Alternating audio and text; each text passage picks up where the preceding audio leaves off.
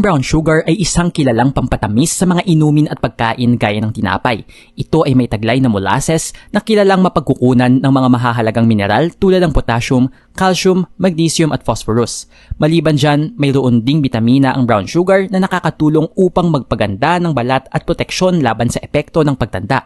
Mainam din ang naturang asukal para ma-hydrate at magbigay ng moisture sa ating balat. Sa katunayan, ito ay mabisang skin exfoliant. Gayunpaman, paalala ng mga eksperto, iwasan ang labis o sobrang paggamit ng brown sugar dahil mayroon din itong masamang epekto sa ating kalusugan gaya ng pagkakaroon ng diabetes at pagtaba o weight gain. Bago natin simulan ng video na ito, huwag kalimutan mag-subscribe sa aming channel para sa mga health and love advice at huwag kalimutan pindutin ang bell button para lagi maging updated sa aming mga bagong videos. Narito ang ilang mga benepisyo ng brown sugar. 1. Mas mataas na nutrient content kaysa sa white sugar. Ang brown sugar ay may mas mataas na nutritional content kaysa sa puting asukal dahil sa mga mineral na natira mula sa molasses, ang likidong bahagi ng sugarcane o sugar beet. Ang brown sugar ay naglalaman ng calcium, iron, magnesium at potassium na hindi matatagpuan sa puting asukal.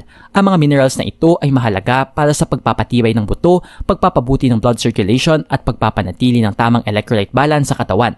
Bagamat hindi ito isang pangunahing pinagkukunan ng mga nutrients, ito ay isang mas magandang alternatibo kaysa sa puting asukal.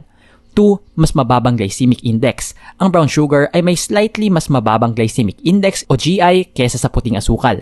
Ang glycemic index ay isang sukatan kung gaano kabilis ang pagtaas ng blood sugar levels pagkatapos kumain ng isang pagkain. Dahil ang brown sugar ay may kasamang molasses, ito ay may mas mabagal na epekto sa blood sugar kaysa sa puting asukal. Bagamat hindi ito ganap na ligtas sa mga may diabetes, ang mas mababang GI ng brown sugar ay makakatulong upang mapabuti ang blood sugar regulation sa katawan. 3. Natural na moisture retention. Ang brown sugar ay may mas mataas na moisture content dahil sa molasses na kasama nito, kaya't mas moist at softer ang texture ng mga pagkain kapag ginagamit ito sa pagluluto o paggawa ng mga dessert. Ang natural na moisture retention na dulot ng brown sugar ay nakakatulong sa pagpapabuti ng texture ng mga baked goods tulad ng cookies at cakes na nagiging mas malambot at mas masarap kumpara sa paggamit ng puting asukal. Ang moisture retention na ito ay nakakatulong din sa pagpapahaba ng shelf life ng mga produkto. 4. Anti-inflammatory at antioxidant properties. Ang molasses na kasama sa brown sugar ay naglalaman ng mga antioxidants at anti-inflammatory compounds. Ang mga compounds na ito ay tumutulong sa pagbabawas ng oxidative stress at pamamaga sa katawan. Ang antioxidants sa brown sugar ay maaaring magbigay ng proteksyon laban sa mga free radicals na nagdudulot ng cellular damage at premature aging. Ang anti-inflammatory properties naman ay nakakatulong sa pagpapabuti ng immune system at sa pag-iwas sa mga kondisyon tulad ng arthritis at iba pang inflammatory diseases.